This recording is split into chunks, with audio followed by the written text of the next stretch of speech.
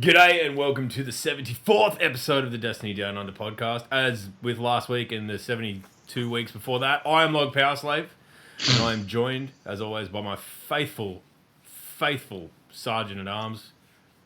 He's got a cold. Look at him. Look at his face. Real-time sloth. Real stuffed-up sloth. Matt is in Rotterdam. He has been presenting his thesis-y stuff that he does because he's really smart. So I don't know anything about it, but he's apparently done really well and put up an incredibly dashing looking picture of himself in a suit. So if you haven't yet had a look at his Twitter feed, go and check that out. Who knew he scrubbed up so well?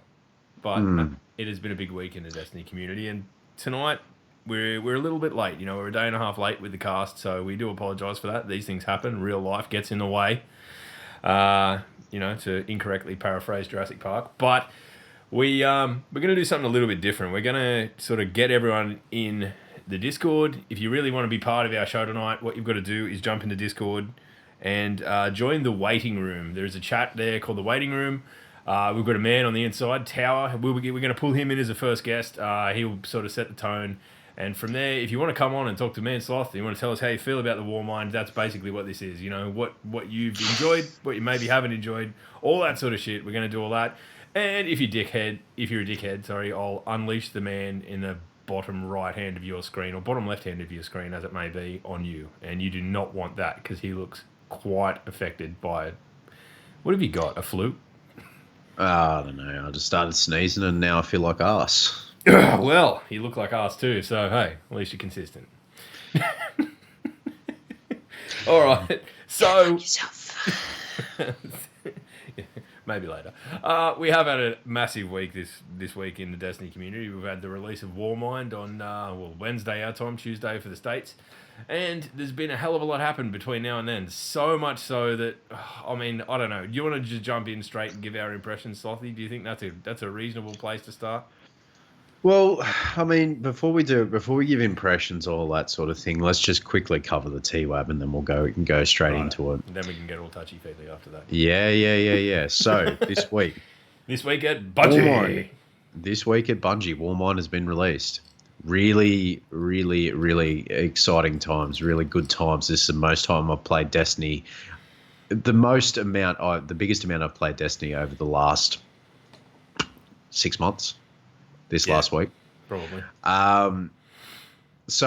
It went live. The Spire of Stars went live on Thursday morning. Spire of Stars? No, Saturday morning. For us. Sorry. So, unregard, no. Saturday morning, Spire of Stars went live. Sorry, my brain just went all kinds of haywire there. It's all good. Up to only about 20 odd teams have completed the Spire of Stars, and those numbers, as we've chatted about at the pre-stream, those numbers may be inflated by same people going through it again and showing people how to do it, which is incredible, by the way, because it took 6 hours to beat it the first time by Clan Redeem. Well done, Clan Redeem. Really, really well done. But a lot of dudes went back in and actually showed people how to do it and all that sort of thing. So that's kind of cool. It's quite difficult. I tried to practice rating and get my light up or power level up to give it a crack at release, but people are saying that even 365, 370-ish, it's still rough as guts. So I'm frightened but nervous but excited to do it. Another thing that came over this week is that Valor and Glory ranks have come out. Dude. Speaking of the Glory, a particular individual, I can't remember his Twitter handle for the life of me, but he actually spent 12 hours, 86 games, not one game dropped to unlock the Redrix's Claymore or the Redrix's Claymore, whatever it's called. So congratulations to that particular gentleman. You no-lifed the hell out of it for 12 hours, and and that's not meant to be an insult. You legitimately no-lifed it for 12 hours. You got what you wanted out of it. Well done. Honestly, well done. That's big. That's big stuff. I saw Bungie formally acknowledge that too, so that's pretty sweet that they're going to do that. You know, like if I mean, it's probably not the world's first I would have thought about going after, but if you're the kind of guy who can make 86 wins straight to do it, Yeah. hey, why not? Good on you, buddy. Yeah. And All to right. the 86 teams were the people who got stomped on so that he could get there. Just remember, you were part of history too. You were there. You Absolutely. Yep. helped. Next week they're going back into the streaming. There's not a reveal stream of Bungie Bounty, but they a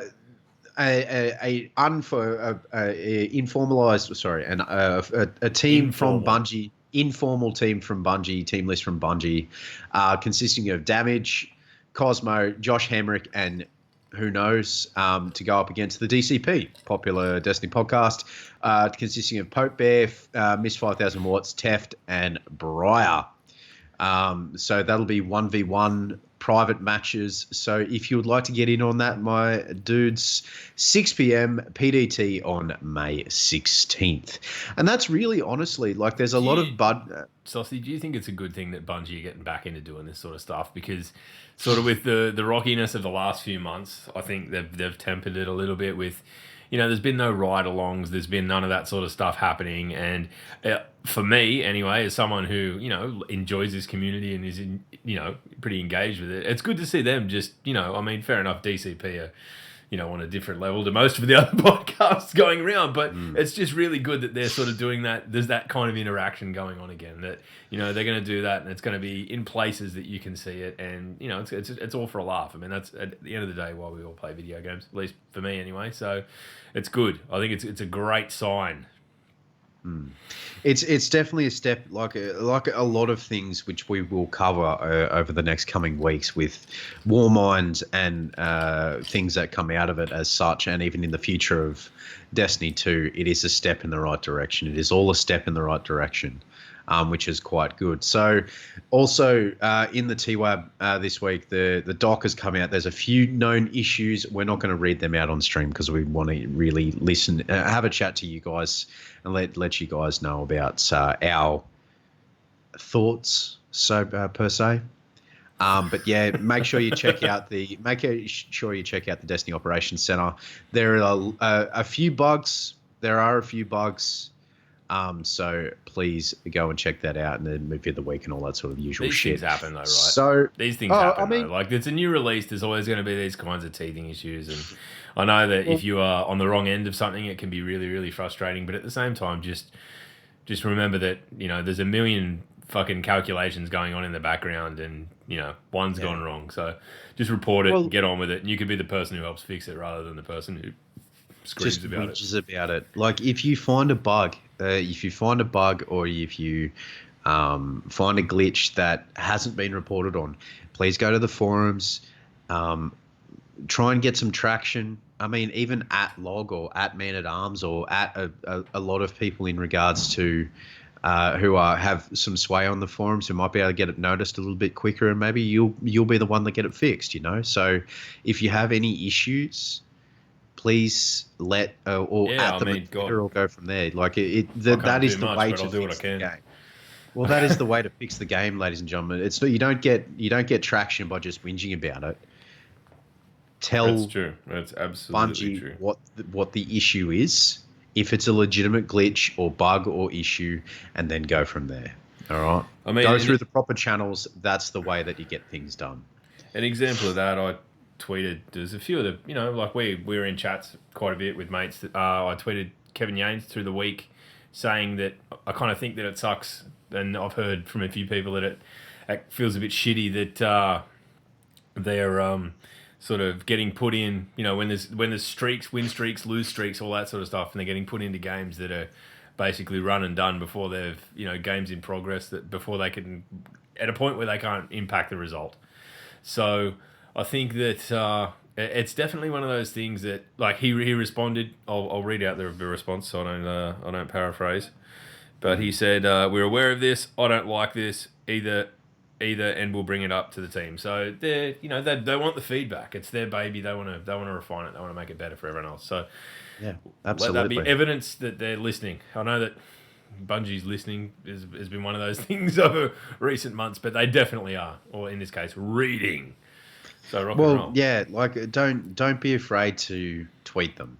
Yeah. Don't be afraid to tweet Deej or Cosmo. If it's a legitimate issue, then bring it up. If it's just you complaining about it or just as saying dead game, shit game, blah, blah, blah, blah, blah, you deserve to be ignored. Yeah, tweet that at yourself because no one else Yeah. wants to hear it. But Exactly. even you know what, do a bit of a deeper dig. Do a bit of a deeper dig and find the person who, there's a hell of a lot of Bungie people on Twitter, and if you look hard enough, you can probably find someone that's at least somehow related to the thing that you've got an issue with. And if you can, be respectful and approach them that way, I think that's probably your best bet of at least. I'm not saying it's the best way of getting the issue resolved, but at least they'll probably write back and say, we know, and you'll feel better about life, and everyone can get on with it and have a good time, right? All right.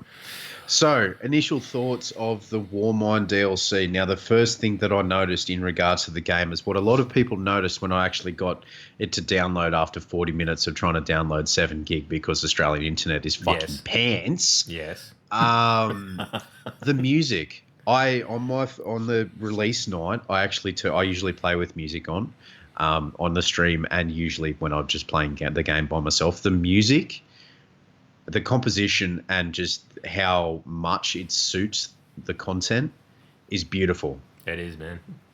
I don't think anybody can disagree with that. If you can, more power to you. But I believe that whoever has composed the music and then produced it and edited it and made sure that it fits with the content, really, really honestly, well done.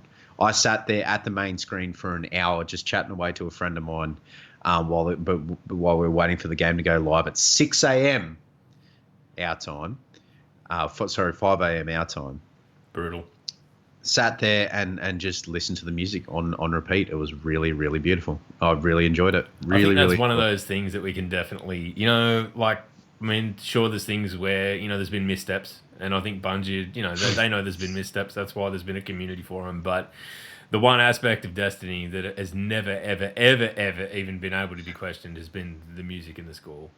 And whether it's the stuff Marty O'Donnell did or the more recent stuff, I think it's just, it's kind of that hidden, that third character, there's you, there's the game, and then there's the music that adds the atmosphere. And to sort of hear that, I'm in a chat with, I think Beard Grizzly shared just like audio recordings of the music. And because I'm at work all day going, I just can't wait to play it, but I don't want to go on Twitter, I'm too scared because I hope there'll be spoilers. And he sent me the music and I'm just sitting there listening to these tracks on repeat for half of a day. And then by the time I got to actually get on and play, I was a frothing mess. But, what do you, gameplay wise, Solly, what did you think?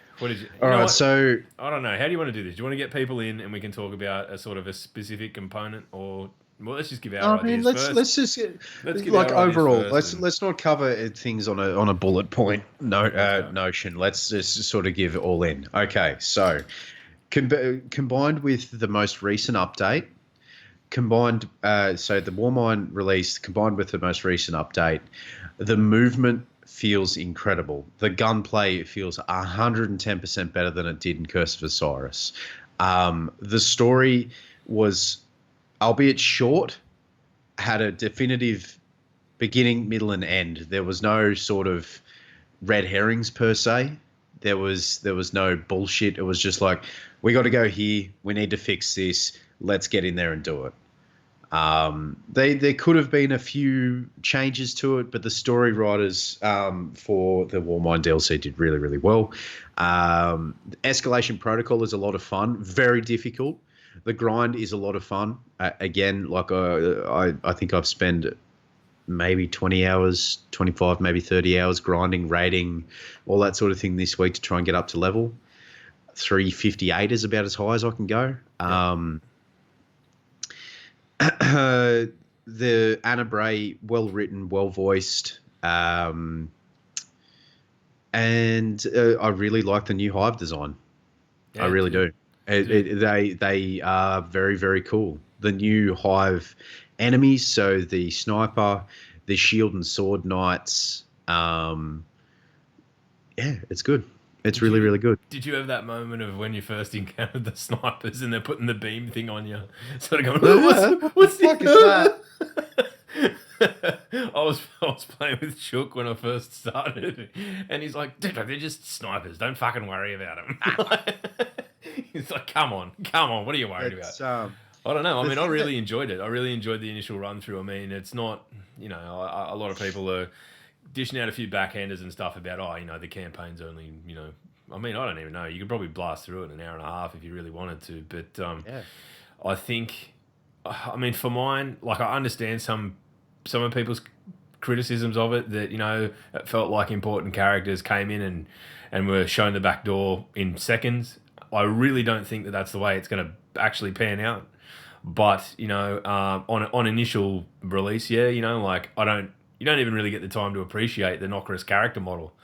And man, he looks fucking scary. So, Yeah. And then, once you find yourself in a heroic strike against him, you're gonna have a new appreciation for how tough the exiled brother of Crota might actually be. So we spent me and two friends of mine, Irish and Drolf, spent an hour doing that strike, mainly because we were dicking around as well. But at the end, boss, focus faces on. Let's knock him over. Really, actually felt good to be challenged by it. Yeah, I think It that's felt good to be I challenged think that's by the theme. I really, like, you're blasting through the sort of campaign, and remember that, for better or for worse, I think the design philosophy of the campaign is that it's for everyone to get in and get done. Right? It's not, Yeah. Hard to the point where you need to really sweat your ass off to get through it. I mean, playing it single by yourself is, more challenging and probably gives these encounters more weight. But I did it with me and Mullers. We played through that, sort of the two big boss battles at the end, and Yep. they weren't overly hard. And like, I think that's fine, because they're both strikes as well, and you get to really get in and kind of realize how nasty these encounters could have been. And maybe get a bit more respect for how tough the characters can actually be. So just on that, and I've spoken about this a few times this week. So I was able to get a Darcy, a day before release. I Day can't before help the but Warmind. think of Man at Arms video. Yeah, but so Nokris knocked it over in 5 minutes. Now Zol, I thought that could have been a little bit better done. Like, it could have been done a little bit better, rather. Because we went through, going up to Zol, we went through the whole rigmarole of powering up this weapon quite literally a weapon of mass destruction, the Valkyrie Spear. We spent a good portion of the previous mission powering this thing up, and I used the spear once because it was there, but in the Zol mission, in the basic story mission, I killed it with a Darcy. Yeah. This thing is a worm god of lore that gave the power to one of the most vicious antagonists of this universe, and one of the most difficult raids on prestige or on hard or all that sort of thing in this universe. And I knocked it over with a Darcy. Come on. Yeah, I mean, I know, and I'm picking up what you're putting down, but at the same point, it's kind of the unsolvable riddle for Bungie, isn't it? Like, they make it too fucking hard, and it's like, we've seen it with people with the raid already going, this is bullshit, it shouldn't be this fucking hard. And it's like, was this the same people who 3 weeks ago were saying the game was too easy, or is it just, the silent half and now the angry half again? And I don't know, man. I don't know. But I mean, I am picking up what you're putting down in that respect. Like, I really do think that, I mean, I don't want to say that it's something that they'll never solve, because I think it doesn't have to be hard, but you have to convey the gravity. And I think that was something that, like, sure, it was a big boss fight and all that, but it was really sudden, and it like, I think it could have been handled a little bit differently. But at the same time, I really enjoyed playing through it. I had a good time. I enjoyed the story for what it was, as brief as it was, and holy shit, Rasputin's voice at the end. Oh, yeah, I want someone to make me a fucking answering machine message in that voice, and no one will ever leave me a message again. They will just shit their pants and hang up. But like just on that, so we had Rasputin. So if you downloaded, I've got the Destiny 2 background on my computer screen here at the moment. You've got this diamond building, the mine lab where Rasputin is based, and then you've got Rasputin, which is the little wibbly wobbly timey wimey behind it. So go back a few T-Wabs, you'll be able to see what I'm talking about. So that there in the art direction was really incredible. But yeah, speaking of Rasputin, the to be continued at the end of the campaign of Rasputin of saying, "I'm the biggest, baddest motherfucker in this system. Anyone who comes in this system and messes with anything in this system, I'm going to come at you and I'm going to drop 400 war sats on your head, and if you don't drop, fuck it, I'm sending the Guardians after you." Like, but it's that and the whole, but I'm going to do it as I see fit, not as you see fit. Yeah. I understand that you've created me and that I am like he knows what he is, but he knows that he's transcended that. And it's just this kind of like, I think Zavala, what does he say? Or like what the classic, what have we done? It's sort of like that. Done? Oh, yeah. Skynet is live. Like, yeah, well, shit. I mean, this is what Elon Musk is afraid of. Yeah. But no, that was a very sort of to be continued type moment, which I'm like, yeah, like Sassy said in the chat, like I have no equal. Like those words in that synthetic, really well done Russian in the Russian language. Really, really well done. I have no equal.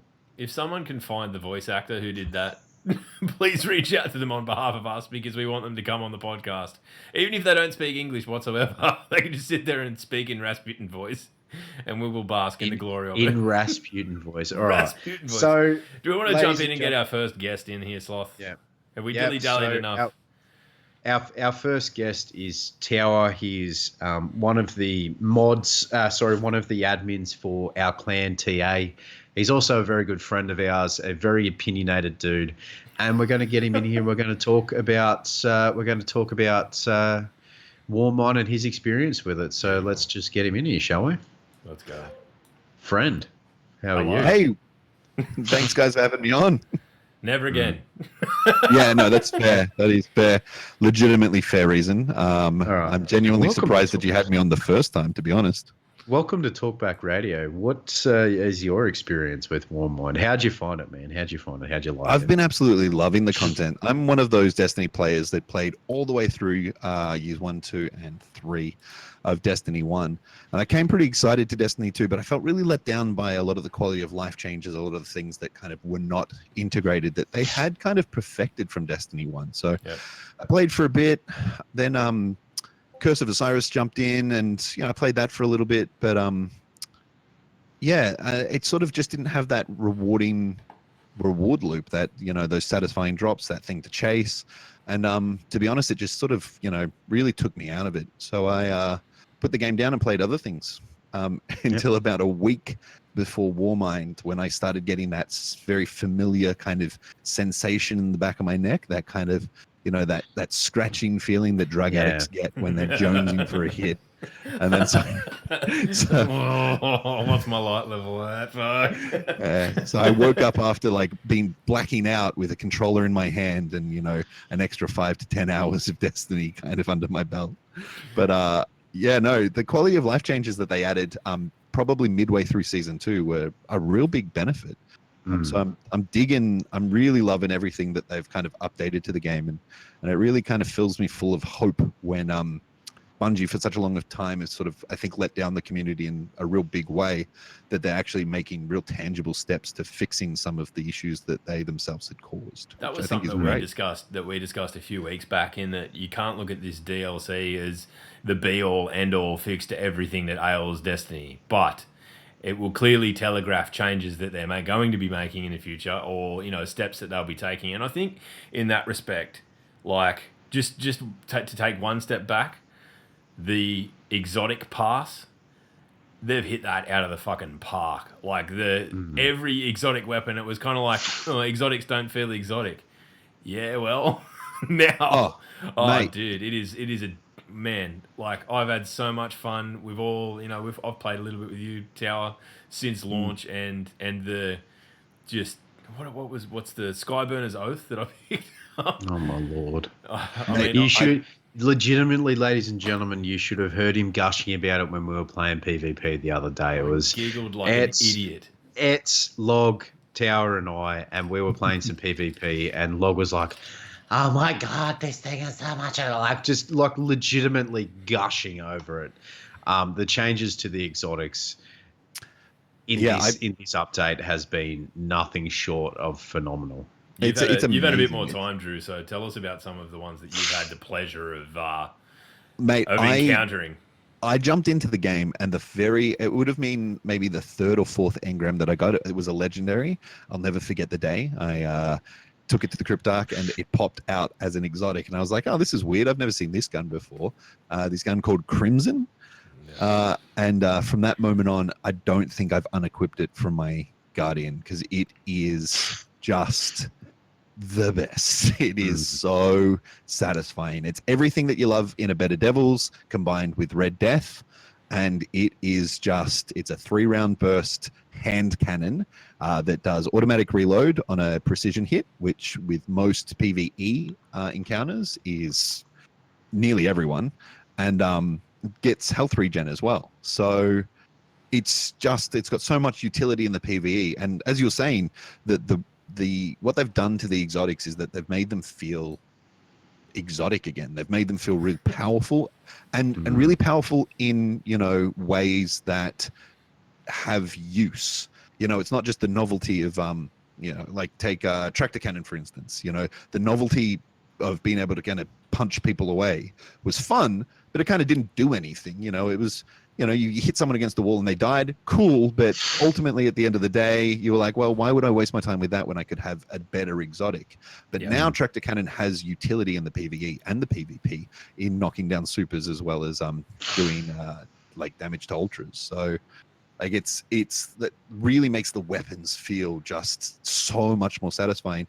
And I think at the core of the game, because it's a loot game, it's a loot grind game, you want to be aiming to get the stuff that is cool, and the exotics has always been the pinnacle.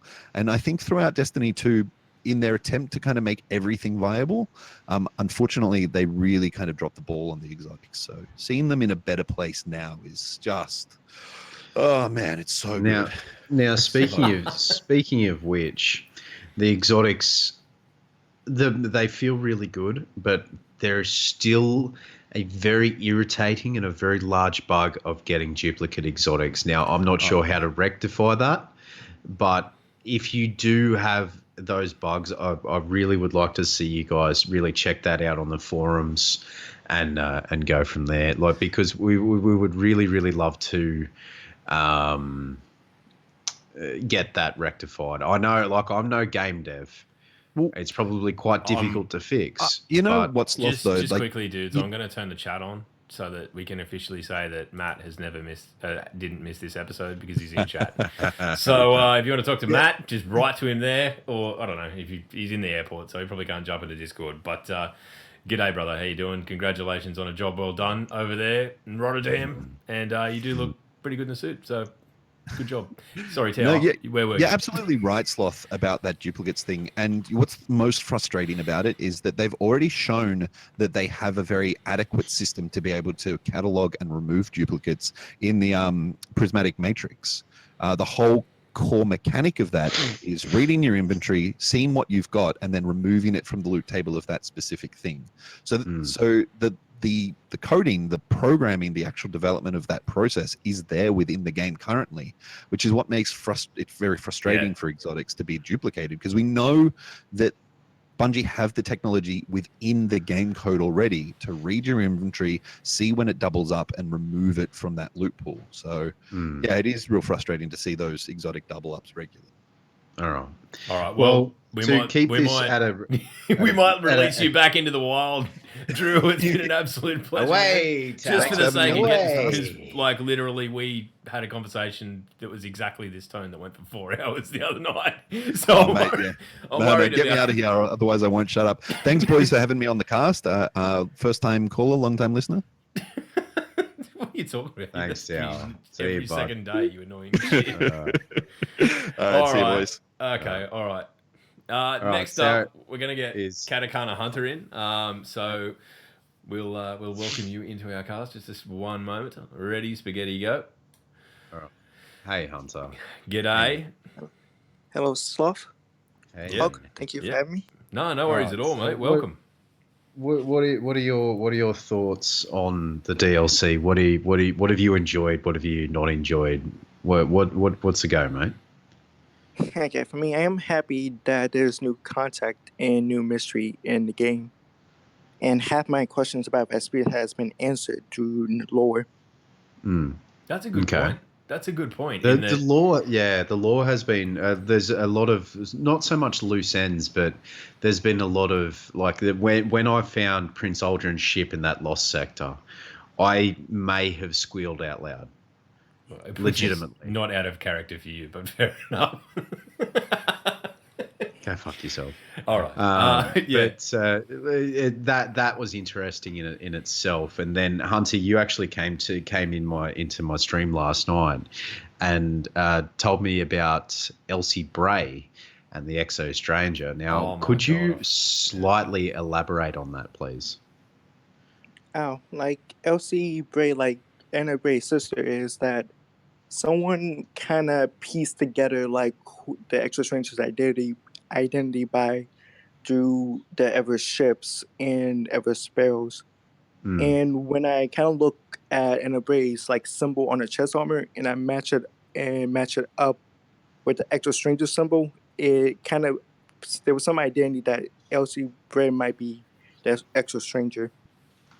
Oh, really? Oh. Okay. No, I think it's taken a step further than that in what Matt's talking about in the real world thing. It was God, I'm trying to think of the context of it, but it was basically signed off by Elsie, but a picture of the Exo Stranger or whatever it was. But there was these coordinates out in the middle of the woods in upstate New York, which I don't know if it's completely responsible of Bungie to be sending people out into the backwoods, but there was a fucking dead set. The Valkyrie, like a replica Valkyrie stuck in the You're ground. kidding me. And all of this. You're this kidding other shit. me. Oh, sloth off. This, yeah. Ow. You know, we'll talk about it in more detail when Matt's back next week because there's so many fucking lore implications that I don't want to step on. I don't want to be that Wow. guy that's like, I don't want to be the one who fucks something up on the podcast and then has to read about it all week in the comments on YouTube. You know, like you. I did that. That was me. That was So me. sorry about the prismatic matrix thing. So are we all. Sorry, YouTube. Sorry. But how are you actually? How did you actually like enjoy the story? Did you enjoy the story, Hunter? Did you? How did you define that, man?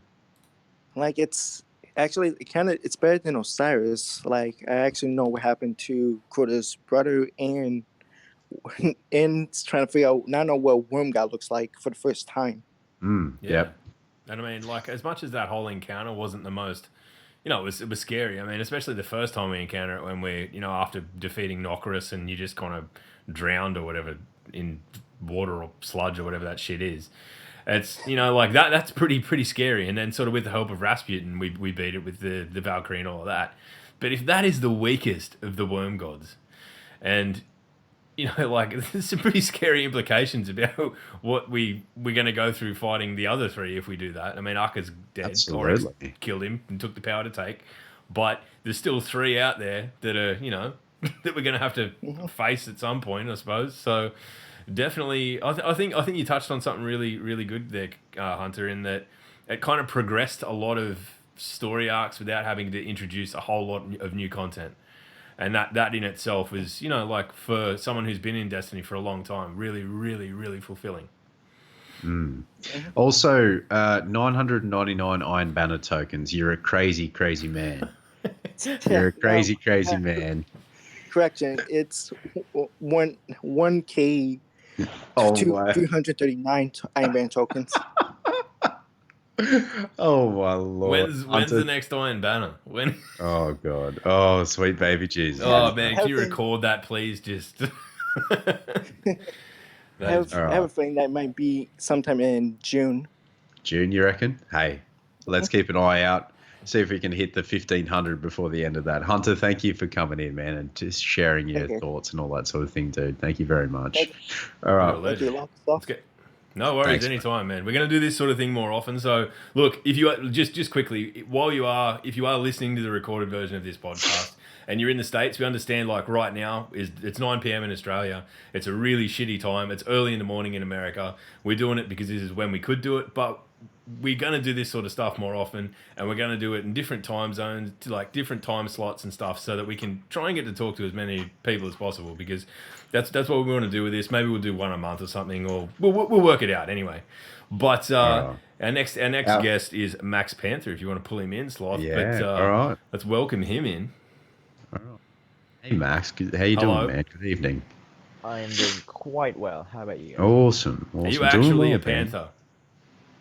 Oh, well, he is, yeah, 100%. Have Good. seen him, can Good. confirm. Okay, can confirm. Max, what's how did you find the DLC, man? What was it? What would be your most favorite part out of it? The DLC just finally gave me and my group a chance just to talk. Just really long talk. We ended up getting 15 people into a Discord, and we talked for about 2.5 hours, I think.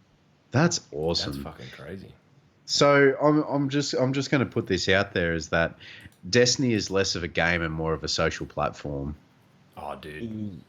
Yeah, it Like is. obviously that you've got the game there as well, but it's very muchly a social platform. Like I wouldn't know Matt, I wouldn't know Log, I wouldn't know you guys without Destiny. So that's always a plus. Now, gameplay wise, Max, gameplays wise, and so the end game grind and all that sort of thing. Have you attempted Escalation Protocol, and have you attempted the new Raid Lair? I have attempted Escalation Protocol, but we never got a chance to end up doing the raid, which is a bit disappointing. How did you go with Escalation Protocol and the grind for power and all that sort of thing? It's definitely a lot harder than it was at the start of the game, since I kind of lost interest in Destiny 2 after I reached Max Light and didn't jump into Curse of Osiris. Yeah, that's like a lot of people, man. Like a lot of people. I think, well, Log and I did for a long time, as you know, and as a lot of people that listen to the cast now, individual broadcasts and all that sort of thing know. And even Matt dropped out of it for a while because the content wasn't there. But it's really, like, I hate to be repeating myself, but it's really good to see that a point was brought up while I was doing a raid this morning. It's good to see the friends list full and everyone playing Destiny again. I've got Xbox app open at the moment, and from the top to the bottom, Destiny, Monster Hunter World, Destiny. It's really quite good to see.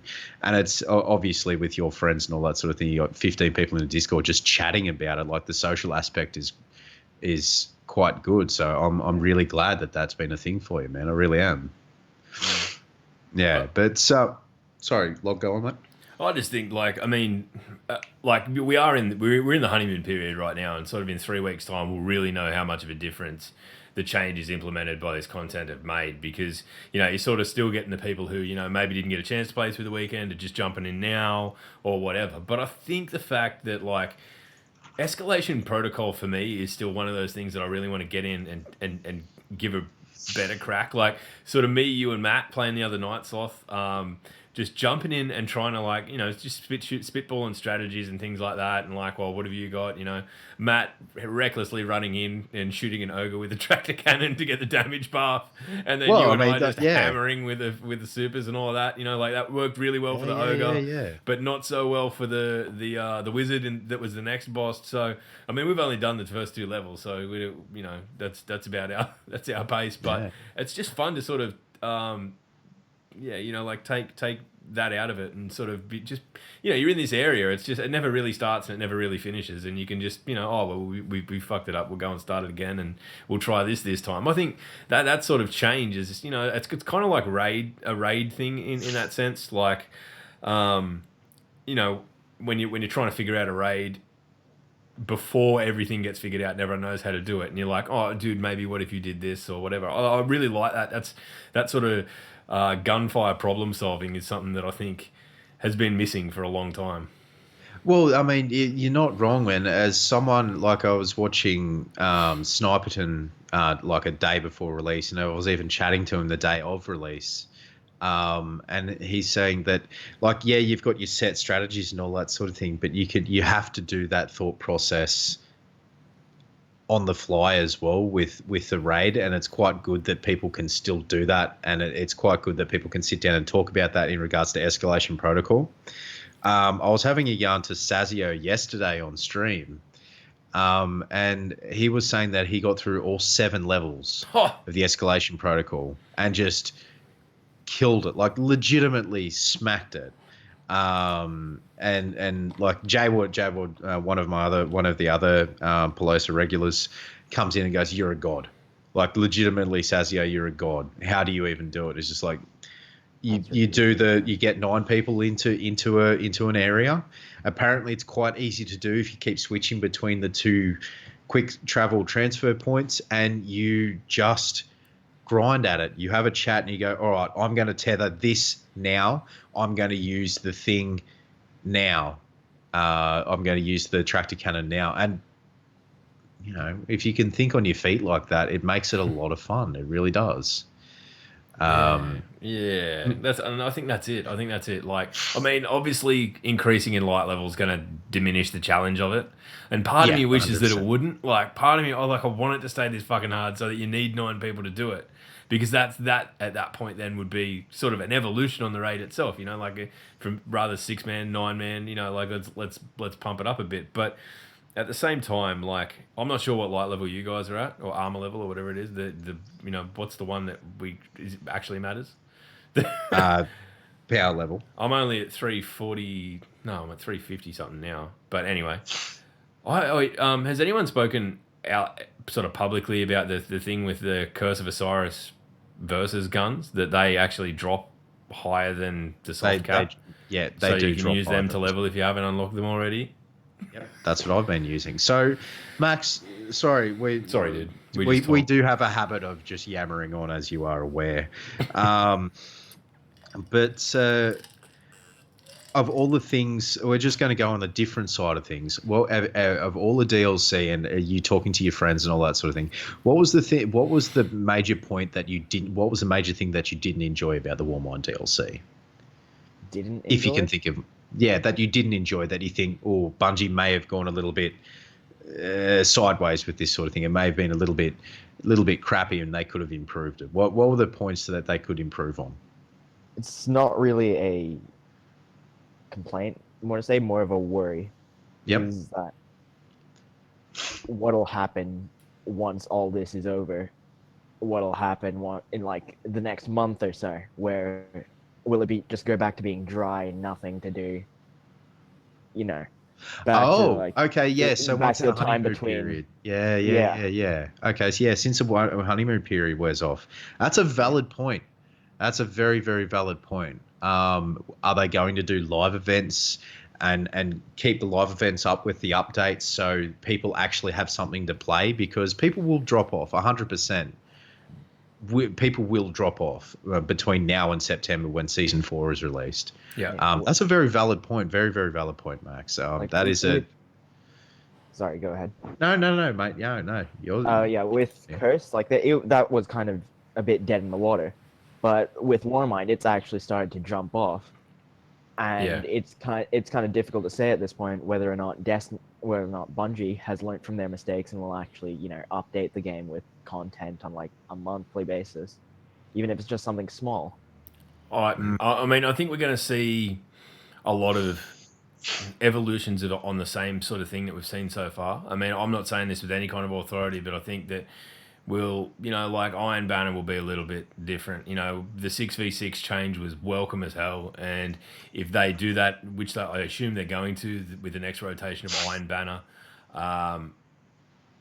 people who have come back for this DLC will also get that. Like it was bringing people back on its own, just the 6v6 Iron Banner, and I think it was their way of testing the water about the 6v6 nature of PvP. Like that's the sort of changes I'm hoping to see between now and whatever comes in, that September time period, that Comet release, the TTK kind of thing that everyone's sort of beginning to hope for. But like I hope that they just use this time as to, make fine tune things, make those small changes, take a few risks where they're not going to be, like really destructive to the game environment as a whole.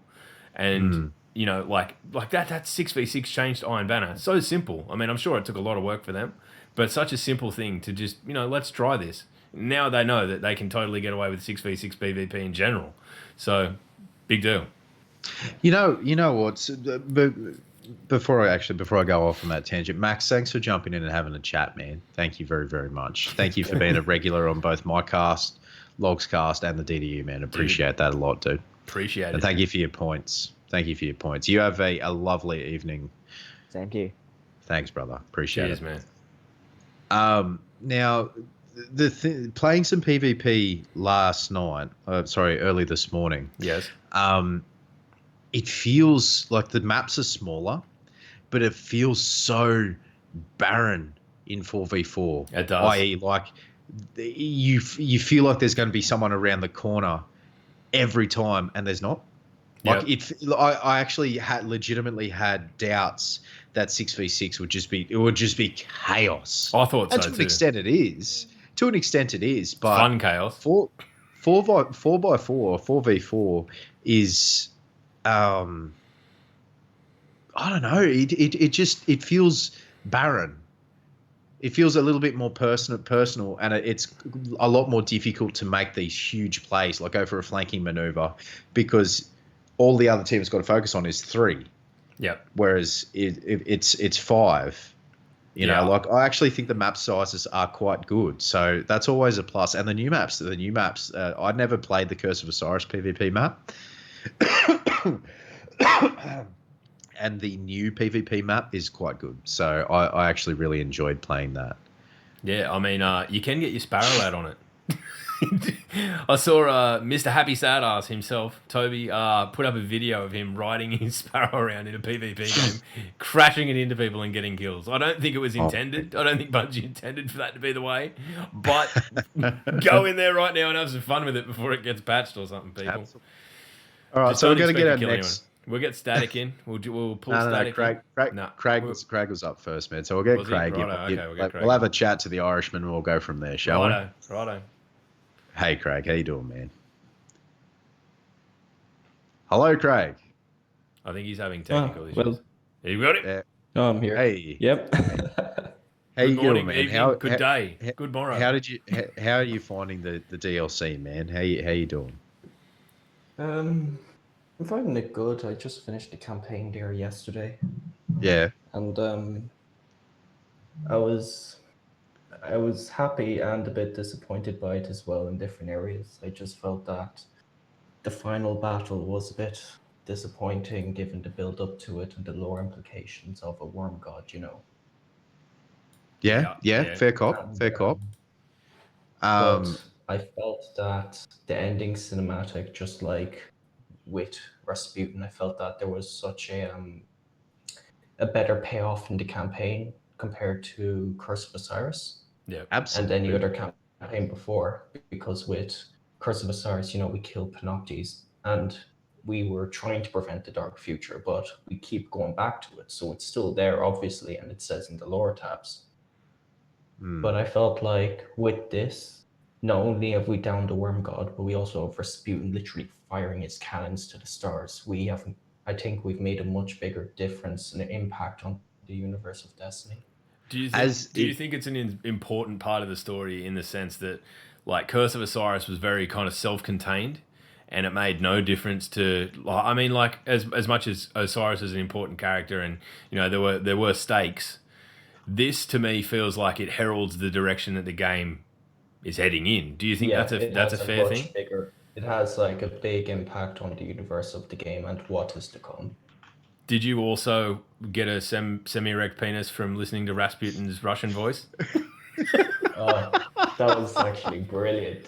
Yeah. Wasn't it just I hate to gush about it, but it was really well done. It was really well done. That Don't know they, who the I'm not voice sure. actor Like was.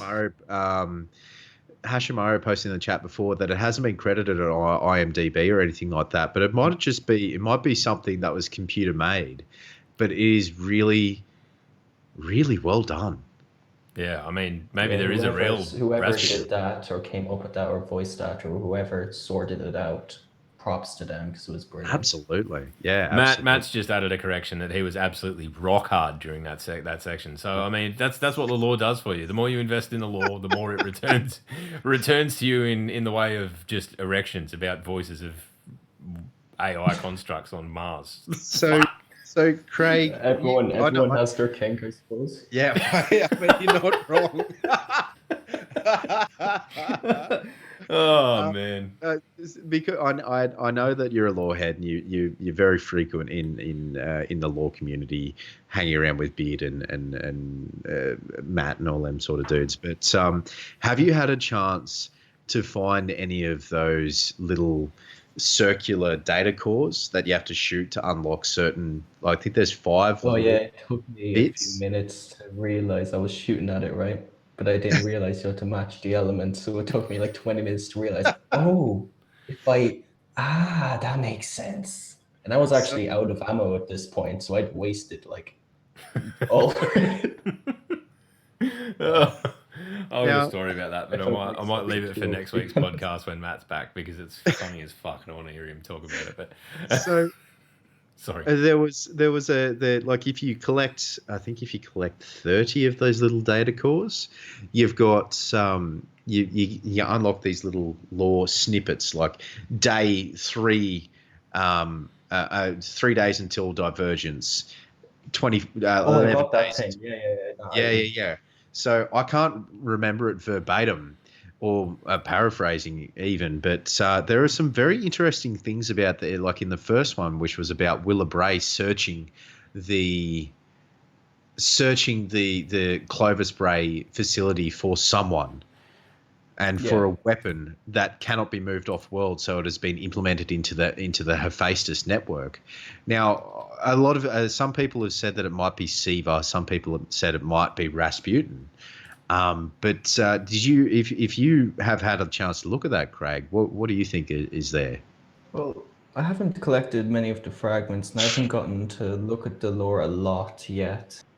But I'd be surprised if we don't see Siva very soon. Especially with like if you look at the Valkyrie, just the weaponry they have on development there. This is where they developed nearly everything. We know that. I think some of the lore, some of the Grimoire cards in Destiny 1 had mentioned Willa Bray or some prominent characters that are being mentioned now. So I'd be very surprised if we don't see Siva within, very soon anyway. I think that you touched on something there that's sort of long been the beauty of Destiny 2.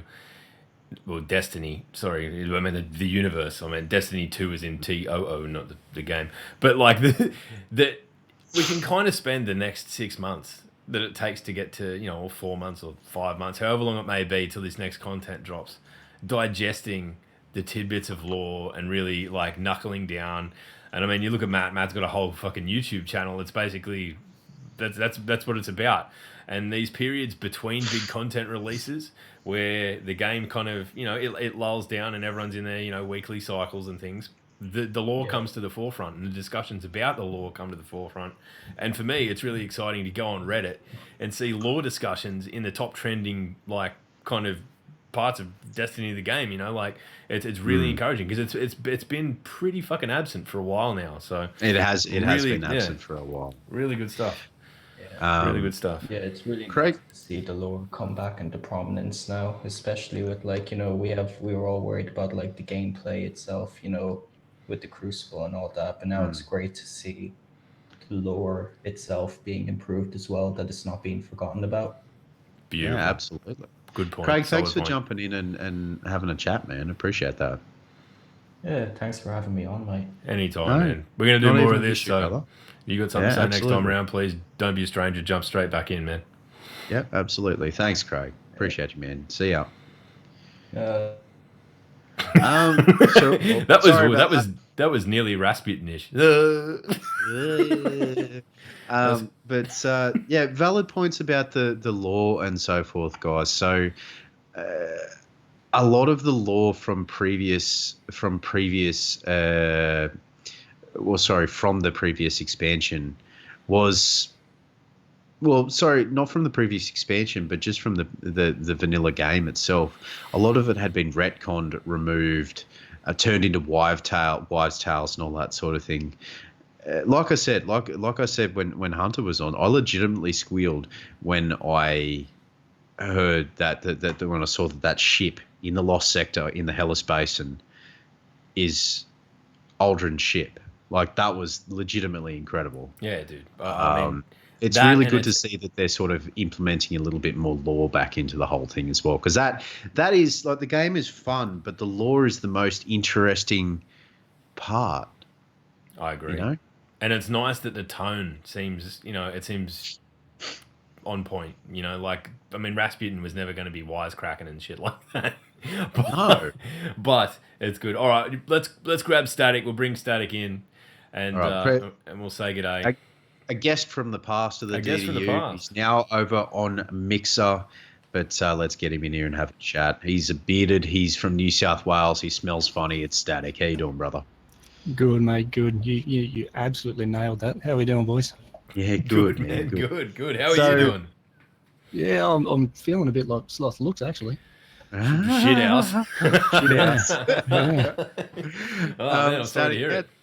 How are you finding the DLC, man? What's been your highs and lows of the Warmind DLC? Man, for me, it's good. It's good to be back. For starters, as you guys know, I haven't been here. I haven't been to Destiny for nearly 5 months, I think. Whenever I was maybe 2-3 weeks into Curse of Osiris, I was out. Yep. So it's good to be back. It's good to have stuff to do again as well. That's the big thing for me. Stuff to do. While it's early days, man, do you see yourself hanging around, or do you think it's going to run its course and you'll run out of things to do and look to move on again? And don't. That's not me like being judgy at all. I'm just generally no. just asking a question. For starters, let me paint the picture here. It's had me back for 5 nights in a row. Yeah, well, that's saying something. I mean, you know what I mean. I didn't think it would. I wanted to stream something else last night, and I just found myself drawn back to Destiny. Yeah, it's that bug. That bug as like after doing raiding this week, Prestige raid. My first raid lair clear ever on Xbox, PlayStation, or PC this week, and I was just like, "Yep, I've been bitten by the bug again." Little secret for you, from a raid Sherpa, I still haven't cleared the raid lair. Dude, get in and get it done. Get in and Are you on PC? You playing on PC? I'm not on PC, man. I'm on both consoles. I'm on PS4, Xbox One. Look, for me that raid lair, I don't know, just lost it. It would seem just like head against the wall, just constantly pounding. Yeah, I just got done with it, man. Like even now, like even though Destiny 2 is good, it's back, it's great again. I'm not interested in that. Fair enough. Yeah, fair enough. That makes perfect sense. I'm definitely going to go and get it done because I want to kind of do that before I get into the new one. Try and do things in order. Good way to level, man. But yeah, it's just that one just has no interest for me at all. How did you find the campaign, mate? Did you enjoy it? For Warmind. Yeah. I absolutely loved it.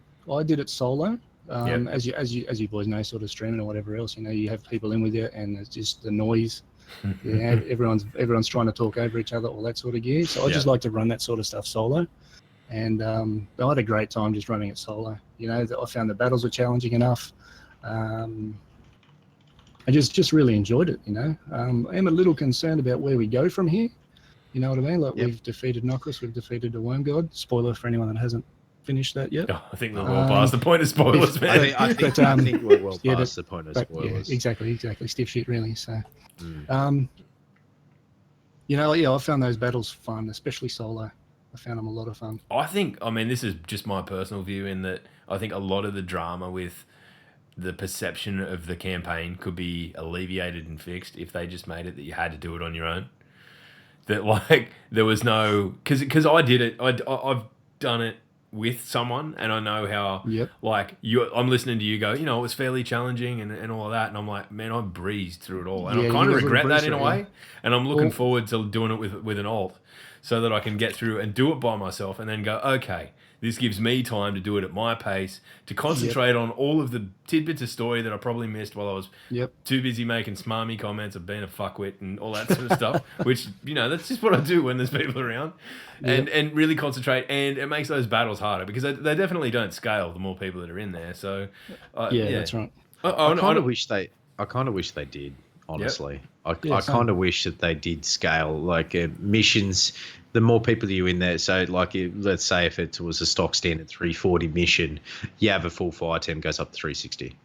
Team shooting, you've got a team shoot. You've got to focus on the game. But I mean, that's just us and our crazy ways. I think it'd catch shit. I think people would be pissy about, it's supposed to be a co-op game and you can't play co-op. But really, if they're only going to be 2 hours long or whatever, like these expansions, the campaign, short and sweet, and like surely you can give 2 hours of your fucking yourself to do it by yourself, to get through it, to like really embrace the story, because I think that's the part of it that really gets glossed over a bit, is the sort of context in which everything's happening when it's not you're not engaged with it, you're engaged with it and people as well. So I'll definitely I'm going to play through it. Next time I play through it, I'll play through it by myself, and I think that'll definitely change my perception of it. I will not kill it with a Darcy, though. That just won't let myself do it.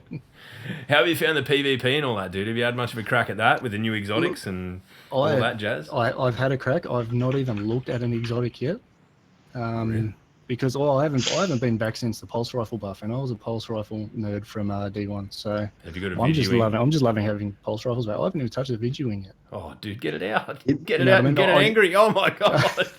I enjoyed that before it was good, before it was buffed. So I can only imagine what it is now. I've been killed by it a lot, but I'm just really enjoying just trying out what we already had, which is now amazing.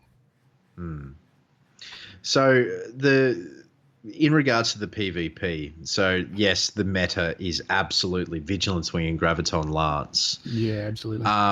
But I'm actually legitimately loving the fact of playing with the Time Worn Spire, which is a Season 2 Iron Banner pulse rifle.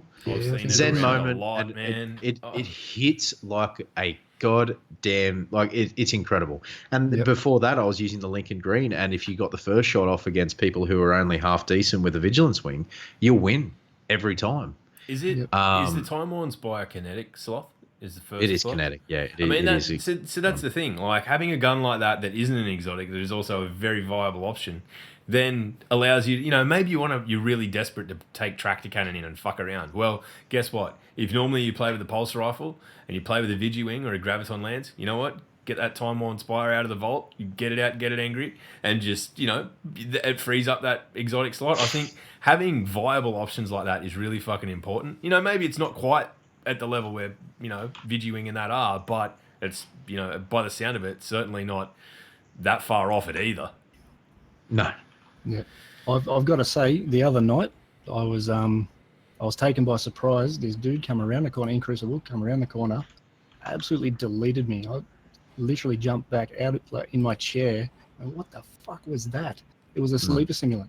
Somebody actually put the colony away to pull out sleeper simulant. Yeah, EG Soul Reaver, Derek, in my channel, he was saying he was using the damn sleeper in Crucible and was actually legitimately enjoying it, because they've changed how bounce works. So once it bounces, it splits into 4 lasers. And yeah, you can still kill yourself with it and all that sort of thing, but it's actually really quite good to see. You know? Yeah, I couldn't believe someone actually put the colony away to bring that out. So. Oh, dude, you see a lot of the colony, Like, but I think it's one of those Yeah. things that I don't know. There's got to be a counter for it somehow. You know, just fly up in the air or something. I don't know. I haven't really worked it out, but man, like, I don't know. I've seen pictures of the sleeper. God, I want it. I've started the quest and all of that, but I haven't had as much time as I'd like to really get into it. I know Chucky's got it slot, so he's going to be our go-to man for DPS in the short term, I think. But that's awesome. How's just quickly before we let you go, Static? How's Mixer treating you, brother? What's going on? It's going good, man. Having a good time with it? I'm enjoying it over there. It's yeah, it's got its pros and its cons over Twitch, but I'm really enjoying it. Yeah, we've got a good little crew over there. So you know, in Winky and puppies and all that sort of gear. So we're having a good time over there. Good, mate. Good. All right. Well, thank you very much for coming on and having a chat, mate. Appreciate it. Cheers, All right. Hey, see you, brother. It's Sorry, good to see you guys. Good to see you guys branching out, doing this sort of stuff, getting people involved. It's really cool to see, man. Yeah, Oh, well, cheers, I mean, man, I'll be cheers. honest. I wholeheartedly stole the idea off Professor Broman. So I just thought, you know what? We'll just take a punt on it. And like, admittedly, we knew that we were coming up into a few weeks where we were anticipating not having Matt. Yeah. And we were just, you know what? This is a good time to get everyone in while they're, you know, everyone's got their own fresh hot takes on their DLC, and we can all jump in and have a discussion about it. And I think it's something we'll probably do more often because I've had a really good time with it so far. Absolutely, yeah. Keep it up, boys. All right, man. Cheers. Good. Thanks, brother. Take it easy. All See right. ya. See ya. Let's get Kydrak in here. All right, Kydrak, we'll have a chat and all that sort of thing. Kydrak, how you doing, man? Welcome to the stream. Hey guys, good morning. Good morning. Good morning. How are you finding the Warmind, man? Pros, cons? Have they sinned? Have they saved the game? Where is your mindset at? Well, you don't need to be that grand if you don't want to either. You can just say things that you like. So, my big thing, all right, so community, something that I think is so close to home for you guys as well. Yep. When we picked up Destiny 1, it was just a bunch of old Halo tournament players just picking up the game. Trials to doing raids, all that stuff was like really fun. And when we made the switch to PC from Xbox, it was like, all right, let's actually start building this thing. And community being as big as it is in Destiny, and it was ripe territory. Destiny 2, immediately in, everybody was playing. And when it sunk, man, it sunk really hard. Yep. To the point where there's just, I'm thinking like a a big ship of like graveyards or whatever, just of old clans from PC that just died away. Yeah. So when you look at this, these steps forward when they go to Destiny 2, Warmind specifically, they're really picking a lot of clans back up. We had people that haven't logged on in months now, and before it was just us keeping playing the game by just playing Forest, because that was our biggest draw into this, if you remember, the players. So group content incentive now, which is reviving not just people coming back and playing the story, but people coming back and wanting to get stuff that is not just like the group value of the tier sets that you get from raids or something like that, but actually getting these emblems from doing the escalation protocol and all that sort of stuff. Yeah. And PvP, ranked, and all that sort of stuff. Go in and get ranked and actually get better. And people are on our Discord right now just saying, hey, you know, can you teach me how to PvP better and all that sort of stuff? I'm loving it, and it makes me hopeful for the future, despite some of the critiques that I have for the overall game and missed opportunities. But I'm loving it. Well, I mean, let's sort of delve into that a little bit, you know, like, because we spoke about this, and I've spoken about this on my personal channel, and we've spoken about this at length here on the cast and in our private in our private chats and all that sort of thing. But constructive criticism is good. So constructively, or what would be what are the things they missed, and how would you say they could fix it, per se? Biggest missed opportunity that I would say, it's not exactly a total loss, but it's missed opportunity, is the over focus on the Leviathan. Yep. the overfocus on the Leviathan really took away the exciting experience of walking into and seeing a new tile set in a new area. Yeah. Even if they repurposed some of the tile sets that they just abandoned from Curse of Osiris and just threw together a raid, quick raid, nothing, not even a lot of story involved. People really like that stuff. Some simulation sort of thing would have been great. And Zol and Nokris being just strike bosses, I can understand the thing for it. Give it the King's Fall treatment. Beat them in the campaign and then kill them in a raid. I think that's the Yeah. biggest dropped thing for this. If they did it, we probably would have seen a huge renaissance back in Curse of Osiris, just because people really like that sort of stuff. Well, speaking of the simulation stuff, a few people have said both on Twitter, Reddit, Reddit, and personal and my personal channel that they've really sort of at a bit of a they've left the, as you said it, the tile set of the Infinite Forest where they could have used it as a free update. Can I say free anymore? Free update to bring back the old D1 raids. That'd be Oh, amazing. stop. No, but I'm not saying it's a bad idea, man. no, But fuck, I don't know. We got no idea how much work's in that. No. I don't want to open a can of worms, and I don't want people to go crying to Bungie about it. But the Infinite Forest, lore-wise, can simulate anything. Oh. They could. They don't even have to tie it into the lore. Oh, go ahead, man. Like. Go ahead. No, it's just they don't have to tie it into the law. All they have to do, like, I reckon that would bring back a lot of people into the game. It was just like, hey, you want to do a raid? Do you want to get this gear set? Okay, it'll drop at 10 power, but you can have the Titan Crota gear set. You know what I mean? Anyway, sorry, what were we going to say, Kodrak? Well, I'm not sure if you guys had this moment, but when you went into old Mercury, where you just like looked up, that is probably the coolest tile set I think that they've used. With the red grass awesome. and yeah, man. Oh god. Yeah, it was awesome. And here's the thing that's probably never going to be used, and that is depressing because that is really cool. I would love to see a raid with that.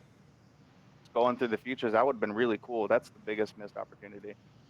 Well, I mean, yeah, you're not wrong. That was a very beautiful backdrop, very beautiful skybox and all that sort of thing. And I think you're right in regards to the raid. The overuse of the Leviathan, of the gold casino, as too it was much first gold. When Log first saw it, was the gold casino.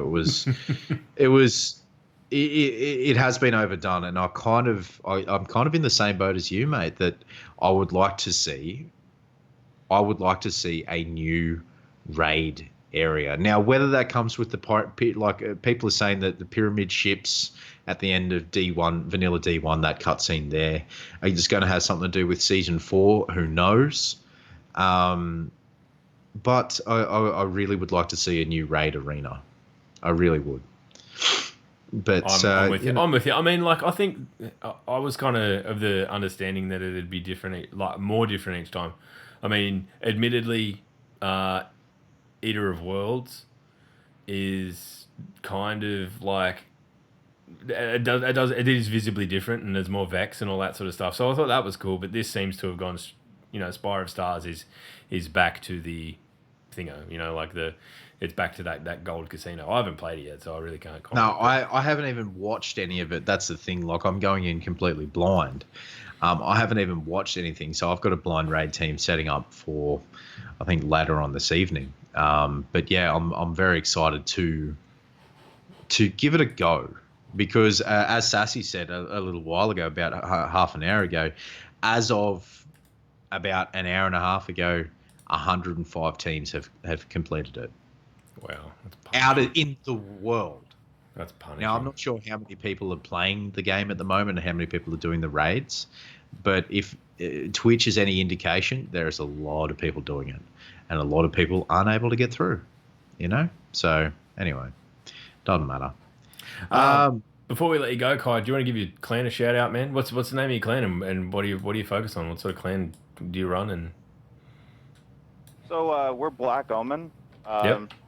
Our biggest focus is on PvP with some casual raiding and more of a social aspect to it, not the really toxic, always in your face sort of trials players. We kind of like to teach people and have a big constructive talk about PvP whenever we do it. Yep. We like to have decent games and bring new people into the scene. Was the biggest thing missing from Halo, was just the constant, move in of more people. So that's the biggest thing for us. And thanks for having us on here, guys. This is No really worries at cool all, and man. Really, Thanks for community jumping in, focused. Kai. No Thank you, worries at Puncher. all. Cheers. Thanks, brother. Have a good one. All right, we're gonna get the Tower of Power back in here, I think, because I think he's done an amazing job of wrangling all of our guests and all of that sort of stuff up to this point. And I want to say thank you to him personally, Drew. Thank you very much. Thank you, mate. No worries, guys. Thank you so much. Hey, what a great show. That sounded really good. It went really well.